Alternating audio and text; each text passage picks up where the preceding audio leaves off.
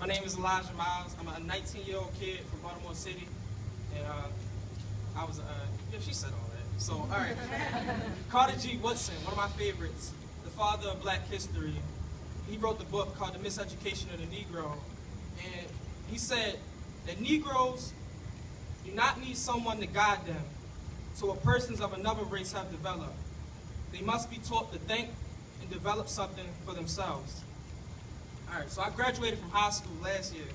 When I was in school, I learned early on that me and my classmates were not meant to build something. We weren't meant to make a business or have a restaurant or make our own hospital.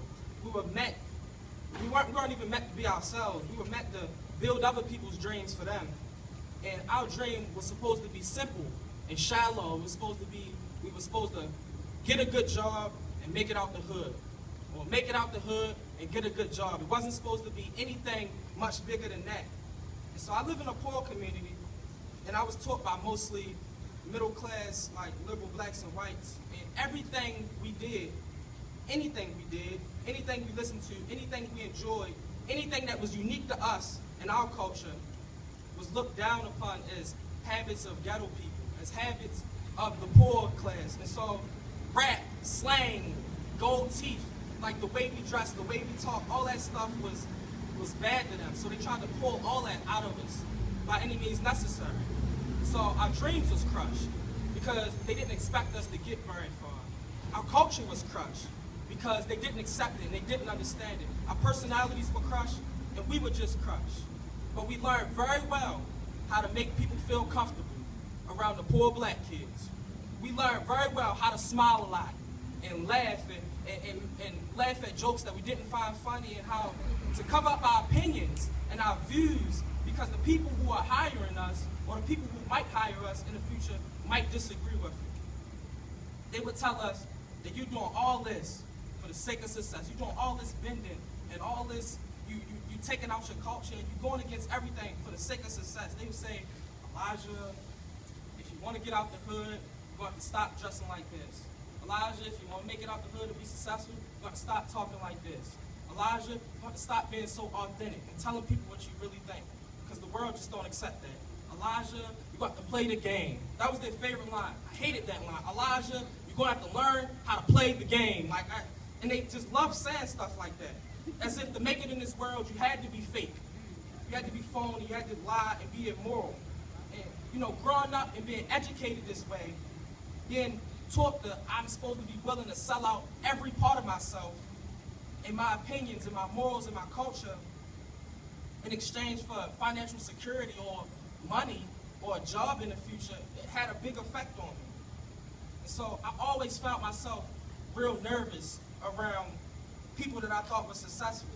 I always felt myself real nervous and awkward and ashamed and feeling inferior, not because of my age, but directly because I was taught to please these types of people. I was taught to accommodate and make these types of people feel comfortable around me.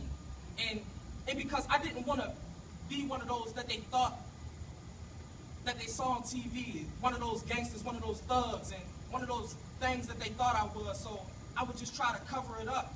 And so trying to keep a smile on their face made me feel torn to pieces. I never ended up feeling like an equal.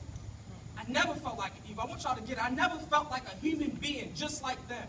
I had long felt that these men in suits who were business owners and principals and owners of other things, that they were superior to me, and that God made me to serve them, and that as high as I can go was to be able to work for one of them. And so I had dreams, but I was always told that if you want to get to your dreams, you got to go through them, you got to beg them to get there. I had a personality, but I was told I better learn to cover it up and put it in my pocket if I want to get anywhere. And I had opinions and principles, but I was told I had to push them aside to survive in this world. And I was prepared to do it. I was going to do it for the rest of my life. I was just going to be a yes man and yes sir and not say too much and agree with it. But I began to learn about myself with the help of one of my teachers named Mr. Scott. I began to learn about my history. I learned about Frederick Douglass and W.E.B. Du Bois and Nat Turner and Gabriel Prosser and Denmark Vesey. I began to learn about Malcolm X, Elijah Muhammad, and the Nation of Islam. I learned about Stokely Carmichael and SNCC and Huey Newton and the Black Panther Party for Self-Defense. I read James Baldwin's The Fire Next Time, and I read Ralph Ellison's Invisible Man, and I heard about the Million Man March led by Louis Farrakhan. I looked at all my history and all my brothers and sisters that had given up their lives so that I live. And millions of them died for me and you.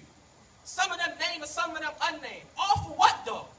For me to keep my head down and play it safe so I can get a pencil